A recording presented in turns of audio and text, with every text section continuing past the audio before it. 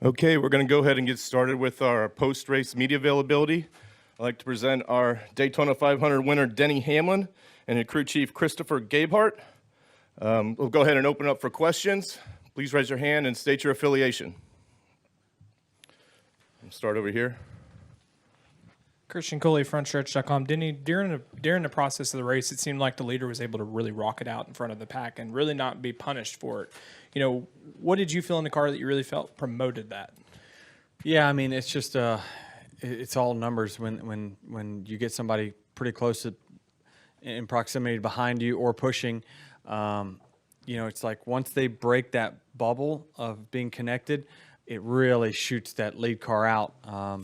And you know, it's just kind of a product of the race package that we have. But overall, I thought the racing was pretty good, and obviously the closing rate is so drastic with this package that you really got to kind of time your runs out and figure out where you want to be. Okay, we'll come up front to Holly. Holly Kane with the NASCAR Wire Service.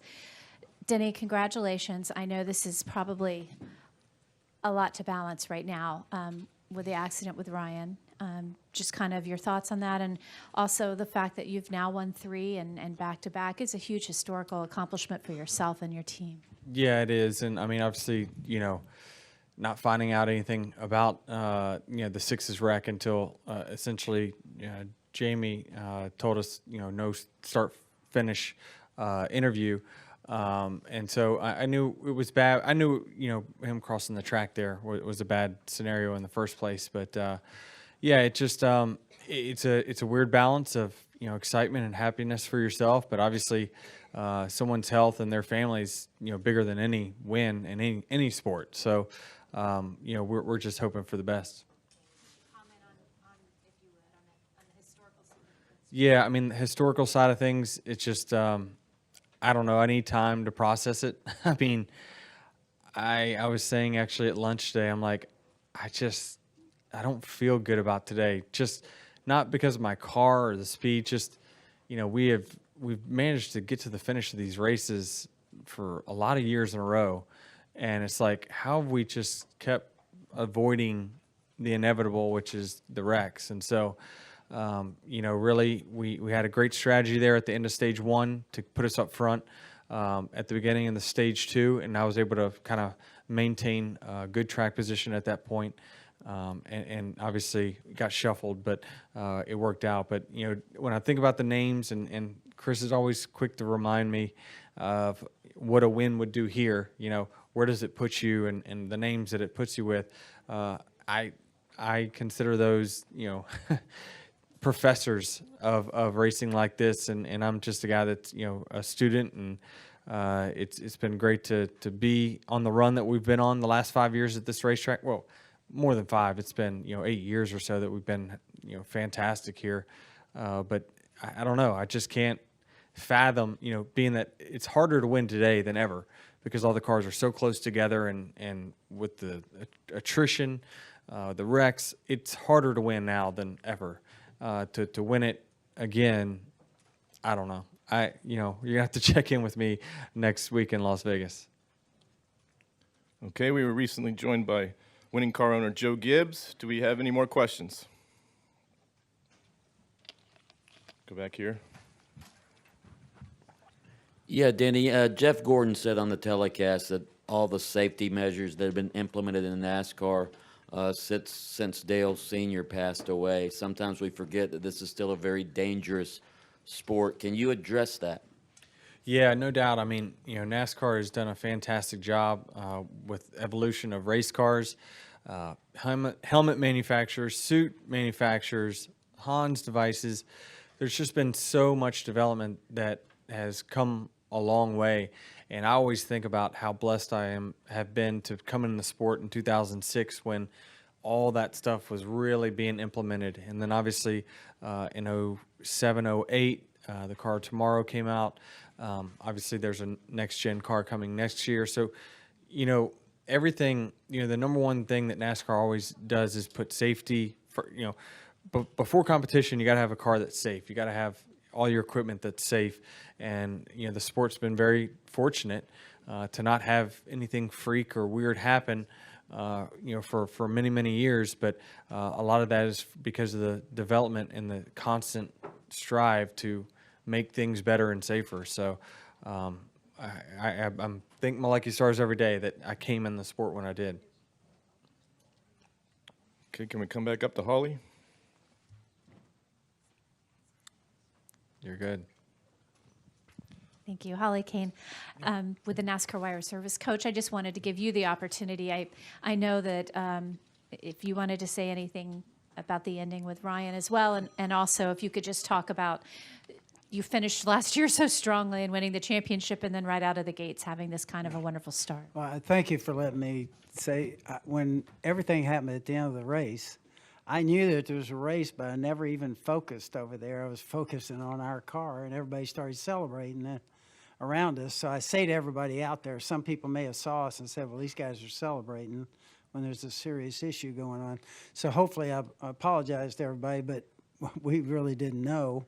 We got in the winner's circle, and then that's when people told us later on the winner's circle. So I wanted to explain that to everyone. And it just makes it so hard. Such a close-knit community, you know everybody. And this is one thing, kind of like what Denny was saying. If you think about all the wrecks that we've had over the last, I don't know how many number of years, and some of them looked real serious, we've been so fortunate. So anyway, I just wanted to say and state that for everybody. That's what took place for us. And so now it's, you know, it's hard. We're all waiting. I think as far as winning this race, I can tell you how hard it is. I think we were a stretch of 22 years and didn't win it. Just on our race team, you got Martin, Kyle, been here 15 times, haven't won it. And then to have Denny, you know, in sports, I think sometimes you're not quite sure why or how when you watch somebody. They just have a gift. And even last week, that was miraculous for him to get back out there and be able to, you know, down lap and everything. So I think he does. It's one of those things you have to say. This is one of the things as fans, we love to see somebody that's special and has a gift. Okay, we'll come up right here. Zach Tanzvetti, kickingthetires.net. Chris, you enter some cool history yourself, winning your second straight 500, your first two attempts as well. So when it comes to winning this big race now for the second time and to continue that run going, I mean, what are the emotions really tonight for you winning this? Well, I told somebody coming up pit road, I'm not going to buy any lottery tickets for the rest of my life. I think it's amazing that I've won my second and as many Daytona 500s as a crew chief. But for me personally, this one is honestly way more special for me. The first one, it was my first race as crew chief for the 11 FedEx Camry with Denny, and you know, you just have so many great resources behind you. It's really just riding the wave. I'm trying to figure out, you know, what's going on, and I felt like Denny and the team were doing all the work. To be honest with you, I was very, very lucky to receive it. But 365 days later, after putting together the season that we put together in 2019 as a team, and me being fortunate enough to be asked to lead that team, this one is so much more valuable to me because I feel like I've earned this one. I feel like I belong. I feel like this team is capable of excellence, and this one means a lot more to me personally. Okay, we'll take our next question from the press box. Bruce Martin with Speed Sport. This is for Coach. You're a man of deep faith and strong convictions. So how do you try to put everything that happened here into perspective?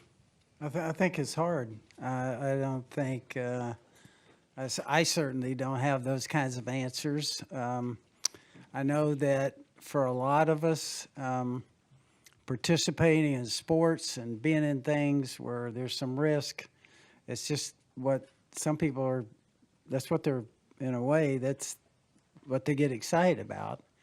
And certainly racing for us, we know what can happen. You just don't dream that it would happen.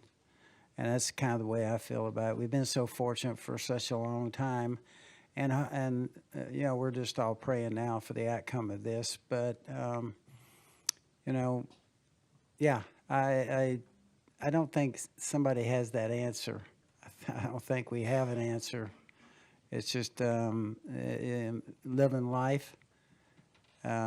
Certainly is, you are depending in a lot of ways for the Lord, and you're looking up to Him. But I wouldn't want to get too philosophical for anybody here. I just say it's a time that we're all searching deep and praying, and we're all praying for the right outcome. Okay, and bring over here. This is Melissa Thomas with Florida National News. This is for Coach and Denny. Speaking to this being that third victory, that historic victory for you guys as a whole team, how will this propel you guys forward for the remainder of the year, especially with the next upcoming race being in Las Vegas? Well, I mean, I know that in 2016 and 2019, they both are. They gave us a lot of confidence for a long time. Now, nothing relates as far as the car and whatnot. And Chris can speak to that, but there's nothing bad about having the feel good feeling of winning the first race of the season. You obviously you get some bonus points for the playoffs. Winning stage 2 was obviously another bonus for us. So we're not starting the year in a hole, and even though the season is so long, there's something to. And I've left here, finishing awful and just thinking, like there's always, it creates a sense of urgency that you got to catch up. Well, now, like just kind of do your thing. The outcome will come, and we can race from ahead.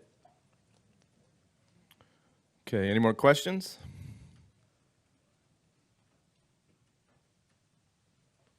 All right, guys. Congratulations. Thank you for coming in. Appreciate it.